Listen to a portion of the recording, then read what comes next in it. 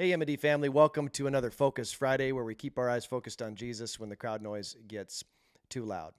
Hey, the theme of this year's retreat, which we just recapped this past Monday on MND, what a great night that was. And if you missed it, I challenge you to go back and listen to the replay of it. Just so many great people sharing testimonies of what the weekend meant to them, and it meant so much to Jess and me as well. Thank you to Northside Baptist Church again, just an incredible community out there that impacts us so greatly every year.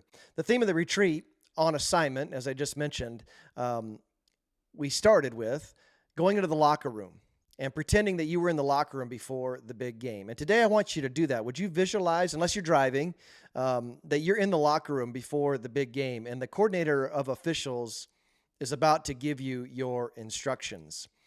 And some of you may see this on social media and not be a referee, and you may be getting ready for the big meeting. You may be getting ready for the big or difficult conversation. You may be getting ready to parent your children this evening, and you need to have the power of the Holy Spirit. So visualize, you're getting ready for that big moment. You're getting ready for that experience later today or sometime in the next few weeks. The thing about the coordinator of officials, the thing about the boss of the Bible, Jesus Christ, he's the ultimate coordinator. He's the one that knows the story before the game even starts. And we see him say in Acts chapter 1, verse 8, to the disciples, to his crew, to the disciples, he says this, "But you will receive power when the Holy Spirit has come upon you, and you will be my witnesses in Jerusalem and in Judea and Samaria and to the end of the earth. And you will receive power." Do you realize that you don't have to do this on your own? That you don't have to have the conversation on your own? That you don't have to have the tough experience or tough conversation on your own? Do you realize that? That Jesus will give you the power by the power of the Holy Spirit. And we talked during the retreat about Jesus first, others second, me third. Is that our heart posture in our life? Do we put Jesus as the first and foremost, the most important thing in our life?